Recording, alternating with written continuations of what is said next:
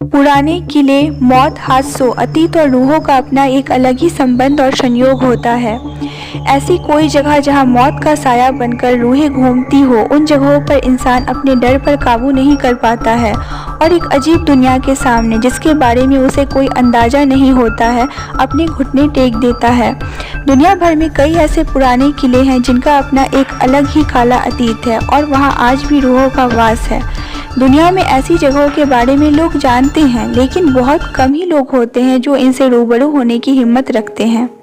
लेकिन आज मैं आपको अपने ही देश यानी कि भारत के एक ऐसे डरावने किले के बारे में बताऊंगी जहां सूरज डूबते ही रूहों का कब्जा हो जाता है और शुरू हो जाता है मौत का तांडव। राजस्थान के दिल जयपुर में स्थित इस किले को भांगड़ के किले के नाम से जाना जाता है। तो आइए इस वीडियो के माध्यम से भांगड़ किले की रोमांचकारी सैर पर निकलते हैं। भांगड़ किला एक शानदार अतीत के आगोश में। भांगड़ किला 17वीं शताब्दी में बनवाया गया था। इस किले का निर्माण मानसिंह के छोटे भाई राजा माधो सिंह ने करवाया था। राजा माधो सिंह उस समय अकबर की सेना में जनरल के पद पर तैनात थे। उस समय भांगड़ की जनसंख्या तकरीबन 10,000 थी। भांगड़ अलवार जिले में स्थित एक शानदार किला है जो कि बहुत ही विशाल आकार में तैयार किया गया है। चारों तरफ से पहाड़ों से घिरे इस किले में बेहतरीन शिल्पकलाओं का प्रयोग किया गया है। इसके अलावा इस किले में भगवान शिव, हनुमान आदि के बेहतरीन और अति प्राचीन मंदिर विद्यमान हैं। इस किले में कुल 5 द्वार है और साथ साथ एक मुख्य दीवार है। इस किले में दृढ़ और मजबूत पत्थरों का प्रयोग किया गया है जो अति प्राचीन काल से अपनी यथास्थिति में पड़े हुए हैं। भांगड़ किले पर काले जादूगर सिंघिया का श्राप। भांगड़ किला जो देखने में जितना शानदार है, उसका अतीत उतना ही भयानक है। आपको बता दें कि भांगड़ जिले के बारे में प्रसिद्ध एक कहानी के अनुसार भांगड़ की राजकुमारी रत्नावती, जो कि नाम के ही अनुरूप बेहद खूबसूरत थी, उस समय उनके रूप की चर्चा पूरे राज्य में थी और 7 देश के कोने कोने के राजकुमार उनसे विवाह करने के लिए इच्छुक थे। उस समय उनकी उम्र महज 18 वर्ष की ही थी। उनका यौवन उनके रूप में और निखार ला चुका था। उस समय कई राज्यों से उनके लिए विवाह के प्रस्ताव आ रहे थे। उसी दौरान वो एक बार किले में अपनी सखियों के साथ बाजार में निकलती है। राजकुमारी रत्नावती एक इत्र की दुकान पर पहुंची और वो इत्रों को हाथ में लेकर उसकी खुशबू ले रही थी। उसी समय उस दुकान से कुछ ही दूरी पर सिंघिया नाम व्यक्ति खड़ा होकर उसे बहुत ही गौर से देख रहा था। सिंघिया उसी राज्य में रहता था और वो काले जादू का महारथी था। ऐसा बताया जाता है कि वो राजकुमारी के रूप का दीवाना था और उनसे प्रगाढ़ प्रेम करता था।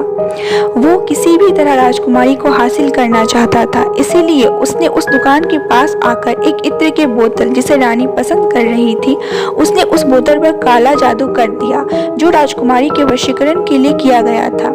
क्या हुआ राजकुमारी रत्नावती के साथ? राजकुमारी रत्नावती ने इस इत्र की बोतल को उठाया, लेकिन उसे वहीं पास के एक पत्थर पर पटक दिया। पत्थर पर पटकते ही वो बोतल टूट गया और सारा इत्र उस पत्थर पर बिखर गया। इसके बाद से भी वो पत्थर फिसलते हुए उस तांत्रिक सिंघिया के पीछे चल पड़ा और तांत्रिक को कुलट दिया, जिससे उसकी मौके पर ही मौत हो गई। मरने से पहले तांत्रिक ने श्राप दिया कि इस किले में रहने वाले सभी लोग जल्द ही मर जाएंगे और वो दोबारा जन्म नहीं ले सकेंगे और ताउम्र उनकी आत्माएं इस किले में भटकती रहेगी। उस तांत्रिक के मौत के कुछ दिनों के बाद ही भांगड़ और अजबगढ़ के बीच युद्ध हुआ, जिसमें किले में रहने वाले सारे लोग मारे गए। यहाँ तक कि राजकुमारी रत्नावती भी उस श्राप से नहीं बच सकी और उनकी भी मौत हो गई। एक ही किले में एक साथ इतने बड़े कत्लेआम के बाद वहाँ मौत की चीखें गूंज गई और आज भी उस किले में उनकी रूहें घूमती है। किले में सूर्यास्त के बाद प्रवेश निषेध। फिलहाल इस किले की देखरेख भारत सरकार द्वारा की जा रही है। किले के चारों तरफ archaeological survey of India ASI की टीम मौजूद रहती है। ASI ने सख्त हदायत दे रखा है कि सूर्यास्त के बाद इस इलाके में कोई भी व्यक्ति के रुकने के लिए मनाही है। इस किले में जो भी सूर्यास्त के बाद गया वो कभी भी वापस नहीं आया। कई बार लोगों को रूहों ने परेशान किया और कुछ लोगों को अपनी जान से हाथ धोना पड़ा है। किलों में रूहों का कब्जा। इस किले में कत्लेआम किए गए लोगों की रूहें आज भी भटकती है। कई बार इस समस्या से रूबरू हुआ गया है। एक बार भारतीय सरकार ने अर्धसैनिक बलों की एक टुकड़ी यहाँ लगाई थी ताकि इस बात की सच्चाई को जाना जा सके, लेकिन वो भी असफल रही। कई सैनिकों ने रूहों के इस इलाकों में होने की पुष्टि की थी। इस किलों में आज भी जब आप अकेले होंगे तो तलवारों की टंकार और लोगों की चीख को महसूस कर सकते हैं। इसके अलावा इस किले के भीतर कमरों में महिलाओं के रोने या फिर चूड़ियों के खनकने की भी आवाज़ इस वक्त सुनाई दे सकती है। किले के पिछले हिस्से में जहाँ एक छोटा सा दरवाजा है, उस किले के पास बहुत ही अंधेरा रहता है। कई बार वहाँ किसी के बात करने या विशेष प्रकार की गंध को महसूस किया गया है।